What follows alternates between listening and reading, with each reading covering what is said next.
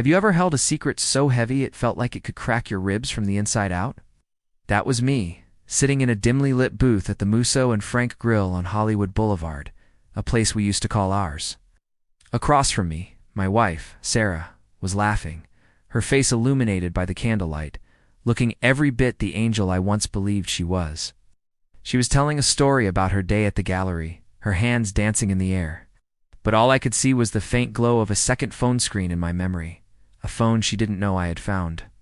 I just smiled, raised my glass of water, and thought to myself, she has no idea this is the Last Supper.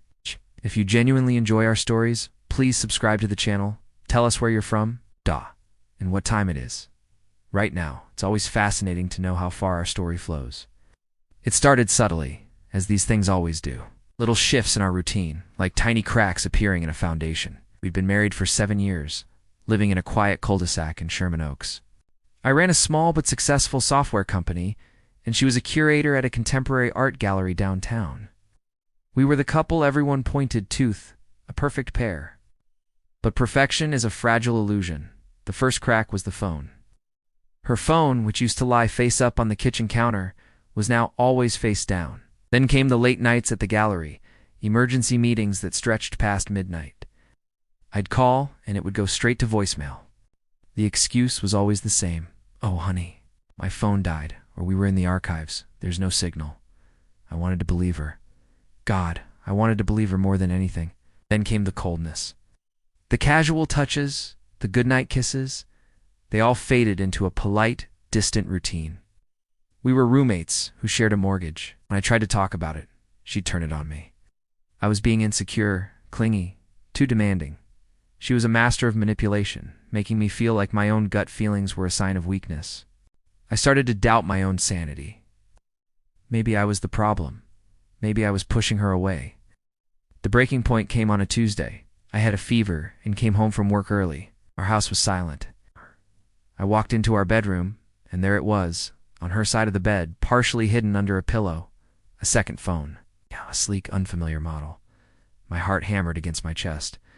This was it, the moment of truth. My hands were shaking so badly, I could barely unlock my own phone to start recording. I scrolled through months of messages between her and him, a wealthy donor at her gallery named Julian. The messages weren't just about a physical affair. They were cruel. They mocked me, my clothes, my job, the way I laughed. They had pet names for me. They detailed their meets at the Chateau Marmont on Sunset, in the back booths of dimly lit bars in Silver Lake, even in our own home, on our bed, while I was on a business trip in Chicago. I saw pictures that seared themselves into my brain. I felt the floor drop out from under me. I sank to my knees, right there on our bedroom floor, gasping for air that wouldn't come. I wasn't just heartbroken. I was annihilated, humiliated. Every memory we ever made was now a lie, a scene in a dark comedy where I was the punchline. For a week I was a ghost. Went to work, I came home, I said goodnight. But inside, I was gone. The man she married was dead, and in his place, something cold and methodical began to grow. Grief turned to rage, and rage sharpened into a quiet, chilling focus. She had underestimated me. They both had. They thought I was a soft, predictable fool. They were about to find out how wrong they were.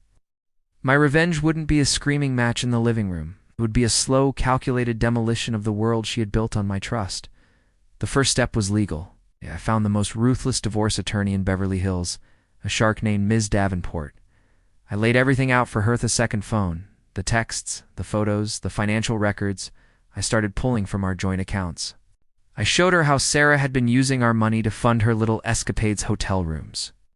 Expensive dinners, gifts for him. Ms. Davenport looked at the evidence, a grim smile playing on her lips. She's not just getting a divorce, she said. She's getting an education. While the legal trap was being set, I started on the social one.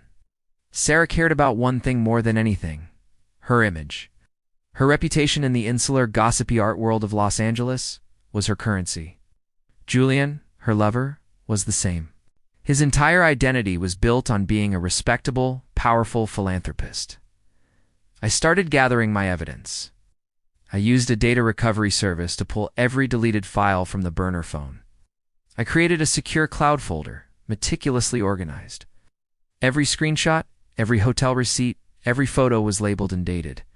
I was building a case, not just for a courtroom, but for the court of public opinion. I waited for the perfect moment, the gallery's annual fundraising gala. It was the biggest night of the year, attended by every major player in the LA art scene. The media and the city's elite. Sarah was the star of the show. She was on the host committee, and Julian was the guest of honor, set to receive an award for his generous contributions. The irony was so thick I could taste it. The night of the gala, I played my part. I was the doting husband, smiling by her side, holding her hand. She was radiant in a designer gown, basking in the attention. She had no idea she was walking into an ambush. During my dinner at Musso and Frank a week prior, I had planted the seed. I told her I'd uncovered some of her financial missteps and that we needed to talk after the gala. I let her believe it was about money, giving her a week to spin a web of lies to coordinate her story with Julian. I wanted her confident. I wanted her arrogant. The gala was held at a sprawling museum downtown. As Julian took the stage to accept his award, my plan went into motion. I had hired a discreet tech team.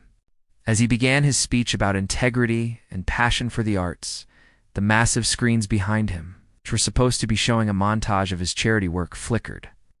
And then it happened. The first image appeared, a screenshot of a text from Sarah to Julian. "He's so boring. I can't wait for you tonight." The room fell silent. Another screenshot. "Don't worry, he pays for everything. It's the least he can do." Then came the hotel receipts from the Chateau Marmont, with Julian's name clear as day. Finally, a photo. One of the tamer ones, but unmistakable. Them, in our bed. A collective gasp swept through the hall. Julian froze at the podium, his face turning ashen. I watched Sarah. Her smile faltered, her face contorting in confusion, then horror, then pure, unadulterated panic. Her eyes darted around the room, finally landing on me. I wasn't smiling. I just held her gaze, my expression completely blank. In that moment, she knew. She knew it was me. She tried to run, but there was nowhere to go. Phones were out. Cameras flashing. Her perfect world was imploding in real time. She stumbled, her heel catching on her gown, and collapsed onto the floor in a heap of satin and shame. Security rushed in, the event descended into chaos, but I didn't move. I just stood there, watching the demolition. The aftermath was brutal and swift. The story was everywhere. Julian's wife filed for divorce the next day, and his board of directors demanded his resignation. He was a social pariah overnight. Sarah was fired from the gallery. Her friends, the ones who toasted her at brunch, wouldn't even answer her calls. Our divorce was a formality. With the infidelity clause and the evidence of her using marital assets for the affair, she got nothing. Not the house, not the savings, not a dime of alimony. She left with her clothes and her car. The last I heard, she was living in a small apartment in the valley, working a retail job. The queen of the LA art scene was folding sweaters. Sometimes late at night when my house is quiet, I think about that night. I don't feel triumph or joy. I don't feel anything at all. Revenge isn't sweet. It's just empty. I took away her world, but it didn't bring mine back. I won, but all I have to show for it is the silence where a life used to be. The only thing I truly destroyed that night was the last good piece of myself. The end.